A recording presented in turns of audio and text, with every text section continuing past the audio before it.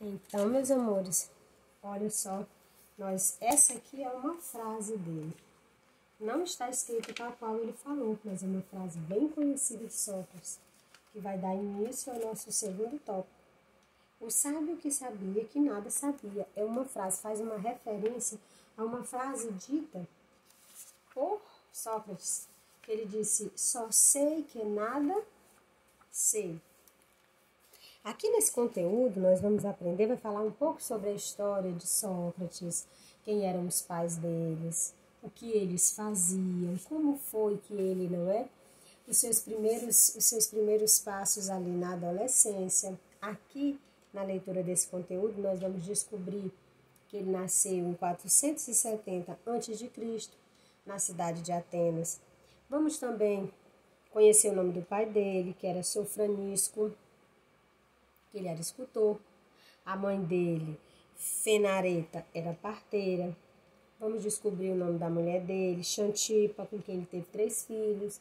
Também nós vamos aprender, vamos conhecer, vamos descobrir, não é? Que a princípio ele exerce a profissão do pai. Para a profissão do pai dele, que eu falei para vocês, ele era escultor. Então, a princípio, ele também foi escultor. Mas depois ele tornou-se um guerreiro. Foi para a batalha para defender a cidade, para defender Atenas e outras cidades gregas. Mas também nós vamos aprender que aqui também ele começa a filosofar. E percebam que esse rapaz que foi escultor, que foi guerreiro, ele teve contato com várias realidades de vida. Ele encontrou-se na realidade em que ele foi escultor. Ele encontrou-se, não é? Ele viveu a experiência de ser um guerreiro. Então, Sócrates, ele passou por várias realidades na sua vida. Mas o que foi que Sócrates fez com todas essas informações? Ele juntou todas elas e ele aprendeu com as experiências que ele teve na vida.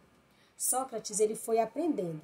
Todo o contato que ele teve na vida, com as inúmeras realidades de sua vida, ele foi aprendendo. Então, ele deve ter visto coisas horríveis e horrendas durante o período da guerra. Assim também como ele se deliciou com a delicadeza de talhar, não é, a madeira, de trabalhar, de dar forma a objetos que não tinham forma, entendeu? Então, ele foi tendo contato com essas realidades e ele foi aprendendo com elas. E aí ele foi chegando à conclusão de que ele não sabia, só sei que nada sei. Ou seja, ele ia se permitindo e ia vendo que o que ele pensava que sabia, ele não sabia. Porque às vezes quando você olha de longe, quando você mantém uma distância de algo, como é que você vai saber o que está escrito no rótulo de uma garrafa se você vê essa garrafa a 3 metros de distância de você? Agora, se você permite, não é? Se você se aproxima-se do objeto, toca o objeto, toca experiências, porque a partir do momento em que eu toco neste objeto, eu estou percebendo, aqui eu posso afirmar que é um objeto feito de plástico, que é um recipiente próprio para se colocar água. Aqui eu vou entender aqui que a validade dele eram de 3 meses, entendeu? Então aqui, mas eu só vou descobrir se eu tiver contato. Se estiver muito longe de mim, muito distante, como é que eu vou aprender algo sobre ele? Então, por isso que o contato, estar perto, ter a experiência, se permitir, foi tão importante, tão determinante na vida do filósofo. A tal ponto dele afirmar por meio da frase, eu só sei que nada sei, porque quanto mais você se aproxima de algo, mais você descobre que não sabe tudo o que deveria saber a respeito deste algo, dessa pessoa, dessa realidade, dessa sociedade, dessa cultura, entendeu? Bem, o maior interesse de Sócrates era em relação à moral. Aí o que é a moral mesmo? Um conjunto de princípios ou valores que orientam o comportamento humano. Um exemplo de moral, não jogar lixo na rua. Por quê? Porque é um comportamento humano. Faz parte do código de regras e princípios ou valores você pegar o seu lixo e descartá-lo, ou seja, jogá-lo em uma lixeira. Será que nós devemos? Eu usei a substância que há dentro desse recipiente.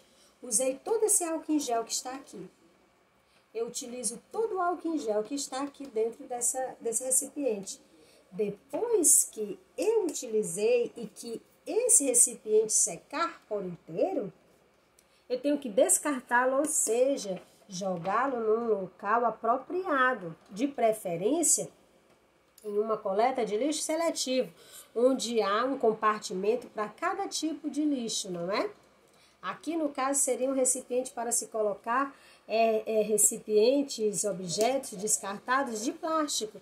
E aí eu deposito lá. Porque um objeto tão grande como este deve parar na rua. Eu jogar por cima do muro, terminar de utilizar a última gotinha dele, estou dentro do ônibus, jogo pela janela, jogo uma garrafa de água pela janela. Aí eu não estou levando em conta os conjuntos de regras e princípios com os quais a nossa sociedade se orienta, se organiza, que era o objeto de estudo de Sócrates, a moral. Ele queria saber o que eram a justiça, o bem, a coragem, todas essas formas de comportamento humano que são chamadas de virtudes. Sócrates não era como os sofistas que cobravam das pessoas para ensinar. Ele filosofava gratuitamente em praça pública com qualquer um que quisesse. E também tinha uma forma diferente de filosofar, conversando com os outros. Ao contrário dos sofistas, Sócrates achava que existiam, sim, o bem e o mal, e também a verdade. Mas ele não ensinava o que era essa verdade. Ele não apresentava conceitos prontos. A justiça é isso, a coragem é aquilo. Ele ajudava a descobrir a verdade, ia fazendo perguntas até a pessoa chegar à resposta. Dizia que havia herdado de sua mãe o gosto por fazer partos. Só que enquanto a mãe fazia partos de criança, ele fazia partos de ideia. Conseguia extrair a verdade de dentro dos seres humanos. Era, portanto, um educador. Ajudava os outros a aprender por si mesmo. Olha como o que diferenciava Sócrates dos sofistas. Vocês lembram? Os sofistas também sabiam muito, tinham muito conhecimento, mas eles vendiam conhecimento. Sócrates não. Sócrates ia para as praças públicas da Grécia e ele ficava andando. E qualquer pessoa que quisesse andar com ele, conversar com ele, ele ia conversando. E ele ia filosofando. E vocês percebem aqui, já no quarto parágrafo, no finalzinho, que ele diz que ele é como a mãe dele. A mãe dele, não é? Fazia, não é? A mãe dele fazia partos de crianças, ele fazia partos de ideias. Como, professora? Explique-nos um pouco mais. Vamos lá. Ele pergunta, o que é isso? Aí você diz, uma garrafa de água. Para que ela serve? Para depositar água dentro. Por que você usa essa garrafa? Porque é melhor. Eu ando com essa garrafa para que eu tenha sempre uma quantidade de água para poder me hidratar. Por que você se hidrata? Eu hidrato porque o ser humano, se ele não se hidratar, ele pode vir a óbito. Então você está preocupado com morrer? Por que você está preocupado com a morte? Porque eu não quero deixar meus entes queridos agora. Então ele ia perguntando por quê? Por quê? Por que você é bom? Por que você faz isso, não é? Por exemplo, suponhamos que eu vivesse na época de Sócrates. É óbvio que não estaria com esse objeto, mas suponhamos que esse objeto existisse naquele período. E eu estou andando e eu tomo minha água e jogo no chão. Sócrates se aproximaria, acredito eu, e perguntaria, por que você jogou isso no chão? Aí eu ia responder para ele, porque eu não olhei aqui, não tinha nenhuma lixeira, então depois uma pessoa vem, passa e joga. E por que você não guardou dentro de sua bolsa? Porque é lixo. E por que é lixo? não era lixo até você terminar de usar todo o recipiente. Por que tornou-se lixo? Porque o que vai acontecer se esse objeto ficar aqui na rua? Vai acumular com outros lixos. E quando chover? Então, ele me questionaria. De tal forma que eu chegaria à conclusão que a melhor coisa que eu devo fazer é me agachar, pegar minha garrafinha, procurar uma lixeira para descartar na lixeira. Então, era isso o que Sócrates fazia. E o mais bacana, o mais interessante disso, sem cobrar absolutamente nada. Bem, olha só, aqui. Página 79. Para Sócrates, a sabedoria não era saber tudo, mas querer sempre saber mais e ter consciência de que ainda se sabe muito pouco. Quem sabe que não sabe, quer aprender mais. Pronto, chegamos num ponto perfeito. Aqui nós vamos encerrar a nossa aula com esse pensamento de Sócrates, o que nós podemos trazer para a nossa vida. Eu já sei muito sobre matemática, suponhamos que eu soubesse muito sobre matemática. Então, eu não vou dar atenção para o meu professor, porque o que ele está me ensinando, eu já sei. Será que você sabe totalmente? Será que você aprendeu tudo de matemática, a ponto de se negar a conhecer um pouco mais? Será que você, ao se perguntar um pouco mais, você não vai encontrar mais respostas e ampliar o teu conhecimento? O teu conhecimento você acreditando que já sabe de tudo, pode limitar o teu conhecimento a esse espaço. Mas quando você aceita que ainda precisa descobrir mais e que você não sabe quase nada a respeito, olha a possibilidade da ampliação do teu conhecimento. Olha como ela vai tomando espaço, tomando corpo. Olha a quantidade de pensamento, a quantidade de conhecimento contido no espaço dos meus braços abertos. Olha o quanto que tu aprendestes só em ter, não é? Pensado, poxa, eu não sei tudo. Vou querer descobrir um pouco mais. E aí você vai dizendo, poxa, também ainda não sei, vou querer descobrir um pouco mais. Nossa, ainda não sei, vou querer descobrir um pouco mais. Ainda não sei, vou querer descobrir um pouco mais. E descobrir um pouco mais, e aí você vai ampliando o teu conhecimento. E aí você vai se tornando uma pessoa conhecedora.